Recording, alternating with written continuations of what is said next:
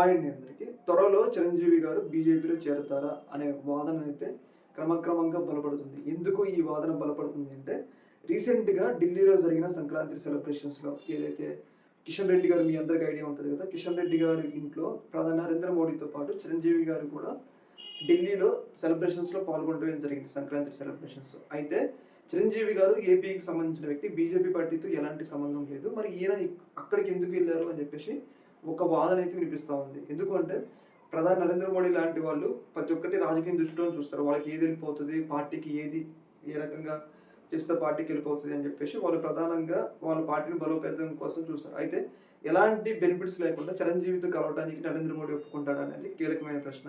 అయితే ప్రధానంగా వినిపిస్తున్న చర్చ ఏంటి అంటే ఇప్పుడు ఎట్లా పవన్ కళ్యాణ్ గారు కూటమిలో ఉన్నారు కాబట్టి, ఎన్‌డీఏ కూటమిలో ఉన్నారు కాబట్టి త్వరలో ఆయన్ని బీజేపీ పార్టీని చేర్చుకుంటారు. అలాగే చిరంజీవి గారిని కూడా చేర్చుకొని రాజ్యసభ సీట్ ఇచ్చి ఆయనకి కేంద్ర మంత్రి పదవి ఇస్తారు. తద్వారా ఏపీలో బీజేపీ పార్టీ బలపడాలని చూస్తుంది. టీడీపీకి, వైసీపీకి ప్రత్యామ్నాయంగా అని చెప్పేసి ఒక చర్చ అనేది పెద్ద ఎత్తున వైరల్ అవుతుంది. ముఖ్యంగా ఏంటంటే మీరు చూసుకుంటే బీజేపీ పార్టీ లాంటి వాళ్ళు ఏదో ఒక బెనిఫిట్ లేకుండా వాళ్ళు కలవడానికి ఇష్టపడరు కదా!